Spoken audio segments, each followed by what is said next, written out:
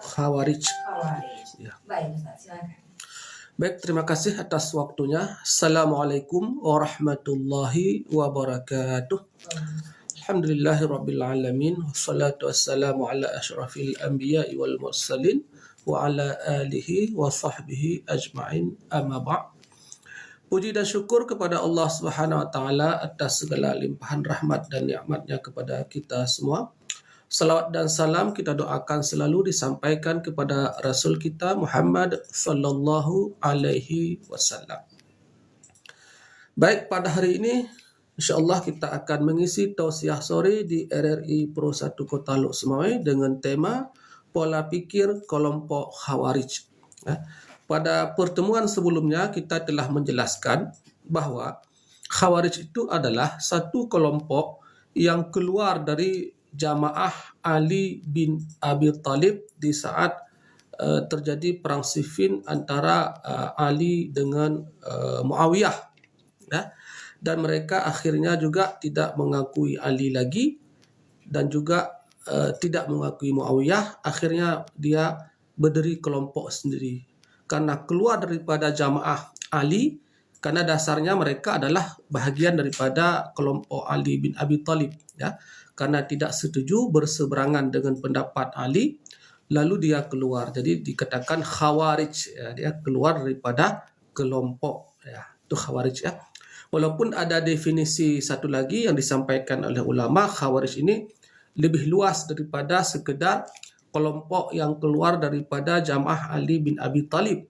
Tetapi siapapun yang keluar daripada satu kelompok, misalnya satu pemerintahan, menentang pemerintahan misalnya, itu dianggap Khawarij itu pada pendapat yang lain, ya. Tetapi pendapat yang pertama tadi itu lebih banyak yang diambil sebagai definisi Khawarij, ya.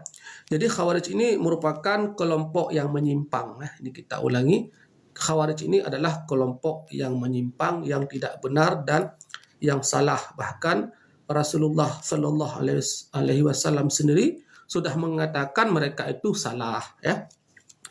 Karena walaupun Khawarij itu kalau dalam definisi dikatakan sebagai kelompok yang keluar daripada Ali, tetapi ciri permulaannya itu telah nampak pada masa Rasulullah, ya. Di mana pada masa Rasulullah, di saat beliau membagikan harta rampasan perang, Rasulullah dianggap lebih mengutamakan mu'allaf, ya. Mu'allaf itu orang-orang yang dahulunya baru masuk Islam. Jadi orang model Khawarij ini menentang, bahkan mengatakan kepada Rasulullah, i'dil, gitu kan? I'dil artinya berlaku adillah wahai Rasulullah. Ya, begitu kata mereka. Sehingga Rasulullah mengatakan siapa lagi yang bisa berlaku adil, gitu kan? Sedangkan aku Rasulullah. Jadi Rasulullah menganggap mereka ini adalah satu kelompok yang keluar dari agama Islam sebagaimana keluarnya panah dari busurnya, ya, begitu kurang lebih, ya. Nah, hari ini kita akan melihat dalam waktu kurang lebih 15 menit bagaimana pola pikir Khawarij tersebut, ya, kan? Mari kita sesuaikan dengan pola pikir kita hari ini, ya. Apakah masuk dalam kategori Khawarij, ya? Kalau masuk, hendaknya cepat-cepat kita untuk keluar daripada pola pikir demikian, ya. Yang pertama, ciri-ciri mereka adalah, ini sumber kita adalah semua dari rujukan, ya, rujukan yang ada referensinya, bukan pendapat kita pribadi, ya. Semuanya ada referensi, ya. Nah, pendapat yang pertama, pola pikir mereka yang pertama adalah sangat tekun beribadah. Ya, mereka sangat tekun beribadah. Ya. Bahkan disampaikan oleh Abdullah bin Abbas, mereka itu secara fisik nampak orang yang sangat rajin beribadah, sehingga dahi mereka itu kehitaman, ya. Dahi mereka kehitaman, nampak banyak salatnya, gitu kan. Dan itu kaki mereka itu kekar, artinya seolah-olah banyak salat berdirinya sehingga lutut-lutut mereka kasar, ya. Pakaian mereka atau gamis itu lusuh, artinya mereka selalu memakai pakaian gamis yang murah dan kumal, ya. wajah mereka pucat. Pucat dalam makna ini bukan makna sakit, tetapi sering bergadang malam untuk salat malam. Ya, makanya ciri-ciri mereka ini bisa membingungkan kita. Ya, kalau kita tidak melihat dengan ilmu, ini kita akan terperangkap. Kita akan mengatakan inilah orang yang paling baik. Ya, sedangkan kita lihat teman kita nggak ada hitam jidatnya misalnya, ini dia hitam jidatnya. Kan? Kita akan terpengaruh. Kan? Tetapi mereka ini walaupun kelihatan banyak beribadah, tapi tidak dibarengi dengan pemahaman yang baik. Tidak dibarengi dengan pemahaman yang baik. Mereka memahami secara tidak benar, ya, menafsirkan sendiri, ya, sehingga mereka merasakan dirinya itu lebih baik, lebih adil, ya, sampai mereka menganggap berhak untuk membunuh Khalifah Utsman dan Ali, ya. Makanya seseorang yang rajin beribadah tanpa dibarengi dengan ilmu ini bisa berbahaya. Ya. Makanya dalam Islam itu kelebihan orang berilmu itu sangat tinggi dibandingkan dengan orang yang cuma rajin ibadah. Karena rajin beribadah itu salah-salah kita terjerumus. Ya, kan? Bahkan Rasulullah Sallallahu Alaihi Wasallam pernah bersabda, "Fadlul alim alal abid ka fadli ala man adnakum," kata Rasulullah. Ya, artinya kelebihan orang alim atas orang abid. Abid itu artinya orang yang beribadah.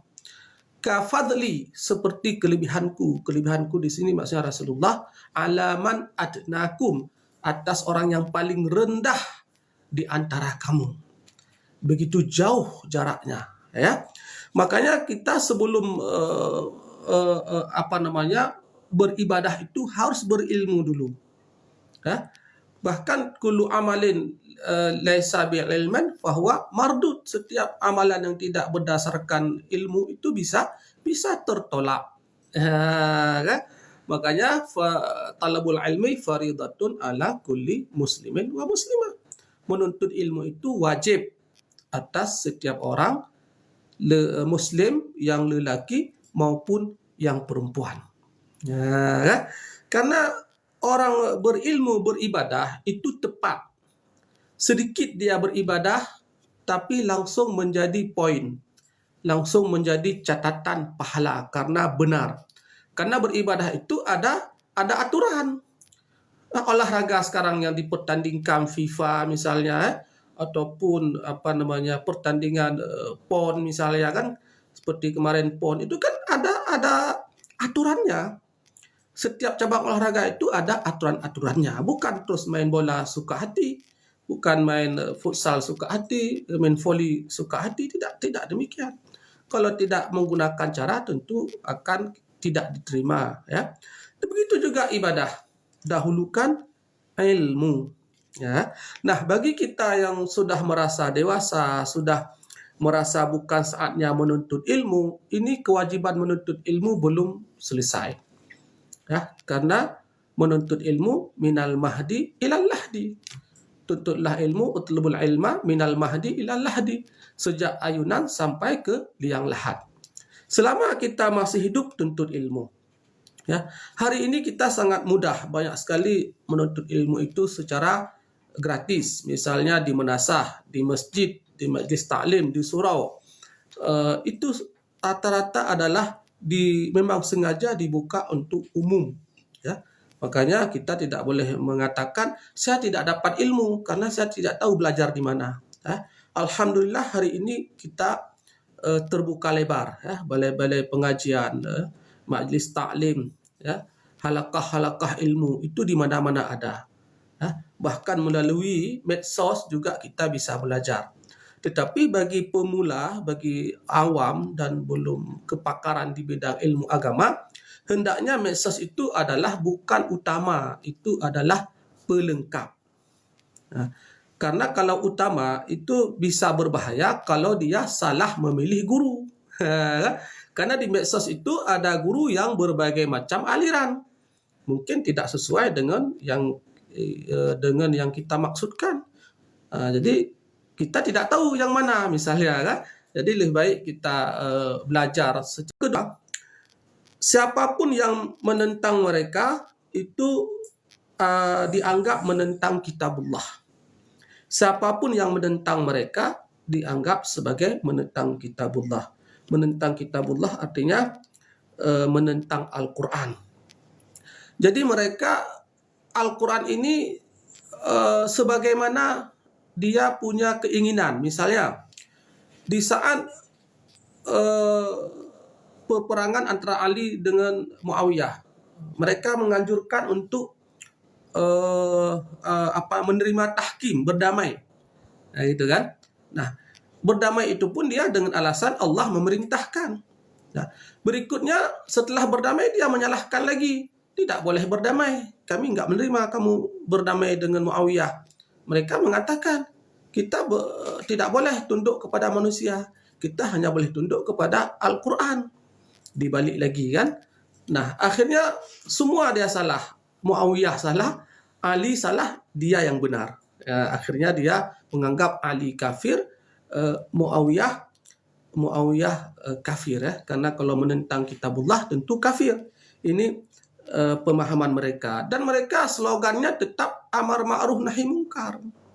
Ya, tetap slogannya amar ma'ruf nahi mungkar, membawa agama.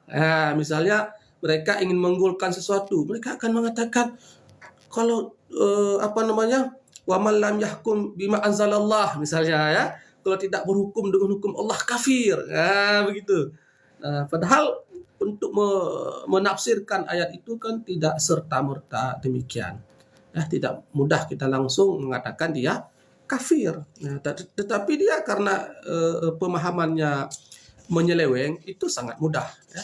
Orang yang ilmunya dangkal itu sangat mudah untuk menyesatkan orang lain. Ya. Nah, tanda-tanda berikutnya mereka adalah mencela kaum muslimin dengan ayat yang sebenarnya ditunjukkan kepada orang-orang kafir. Jadi karena ilmunya terbatas, ayat yang ditujukan kepada non-Islam dia tujukan kepada orang-orang Islam. Itu termasuk yang diriwayatkan dari Imam Al-Bukhari ya. Itu dikatakan para Khawarij mengambil ayat-ayat yang turun untuk mencela orang kafir lalu mereka terapkan itu pada kaum mukmin. Hadis riwayat Bukhari ya. Nah, berikutnya ciri-ciri mereka adalah meragukan keislaman orang lain sehingga gemar memberikan ujian. Ini hampir ada ini meragukan keislaman orang lain ya. Bahkan ada gerakan-gerakan yang dia setelah mengikuti gerakan-gerakan tertentu, di saat dia turun ke realita, ke lapangan, melihat dunia asli, dia akan berpikir ini semua tidak baik, ya kan? Ini semua tidak sesuai dengan Al-Quran ini tidak sesuai dengan hadis Nabi, ya? Sehingga mereka mungkin menjauhi kita ataupun tidak mau salat di rumah kita, ataupun kalau salat mereka punya cara tersendiri. Jadi kita ini dipandang memang kafir, ya? Kita ini tidak baik, ya? Kita ini tidak baik, sehingga mereka membuat model khusus dan cenderung menutupi diri, ya, cenderung menutupi diri. Karena hari ini kita tidak mengenal Khawarij kalau atas nama Khawarij. Kenapa? Hari ini mereka tidak menamakan dirinya Khawarij. Itu masalahnya. Khawarij itu kan satu pola pikir ya. Memang dulu satu kelompok, lalu sekarang tidak pasti di mana mereka berada, sudah berpencar kemana-mana. Tetapi pola pikirnya masih ada. Ya, pola pikir. Makanya hari ini kita harus screen kembali pola pikir kita. Beragama itu mari secara mutawasitah, secara tawasud, sederhana, jangan ekstrim. Ya. Kalau kita beragama secara ekstrim, ini akhirnya kita akan menentang semua orang. Akan menentang semua orang. Kalau tidak sesuai dengan pendapat kita, kafir. Tidak sesuai dengan pendapat kita, sesat. Ya, ini berbahaya sekali ya. Dan mereka mewajibkan memberontak kepada penguasa karena berbeda pandangan. Ini salah satu lagi ciri-ciri mereka memberontak kepada penguasa. Nah, dalam pandangan Ahlus Sunnah, ini tidak dibolehkan memberontak kepada penguasa sembarangan. Kalau Ahli Sunnah berpendapat, selama pemimpin itu tidak menampakkan kekufuran secara nyata, tidak boleh. Tidak boleh. Hanya melakukan kesalahan yang sifatnya tidak kufur, lalu mereka tidak melarang kita untuk salat.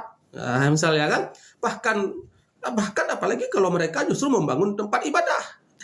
Itu kan justru tidak boleh. Mereka membangun masjid, membangun fasilitas agama, memberikan subsidi untuk lembaga-lembaga agama. Ini kan jauh sekali daripada dibolehkannya kita untuk melawan pemerintahan, ya. Ini bukan pendapat saya pribadi, ini adalah pendapat Ahli Sunnah secara umum. Karena nanti ada yang model-model Khawarij ini, dia boleh kita memberontak karena dia sudah melakukan kesalahan. Tidak boleh. Kenapa demikian?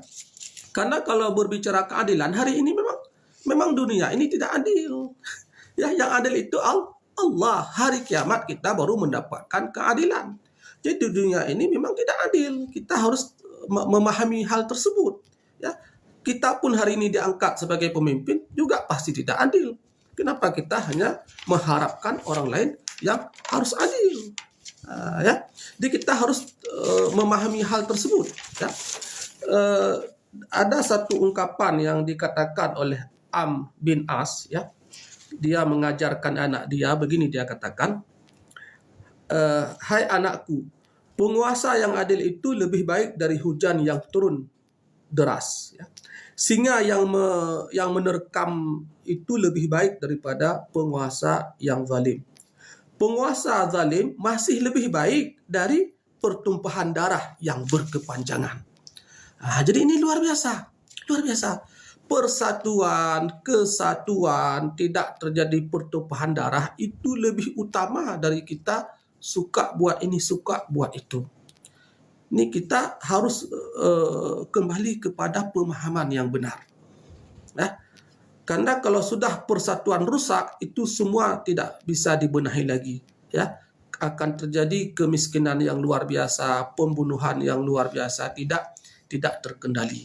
Ya, jadi kita hendaklah berpegang dengan konsep Ahlus Sunnah wal Jamaah, ya, yaitu selama seorang pemimpin tidak menampakkan kekufurannya, maka ya kita tidak boleh melawan, tetapi kita boleh menasihati, itu boleh. Berbeda dengan memberontak dan sebagainya. Nah, ini yang saya sampaikan bukanlah pendapat saya, ini ada referensinya, ya. Mohon maaf bila ada kekurangan, bila ada salah itu pendapat saya sendiri, dan bila benar itu dari Allah Subhanahu wa taala. Wallahu a'lam bishawab. Assalamualaikum warahmatullahi wabarakatuh. Waalaikumsalam.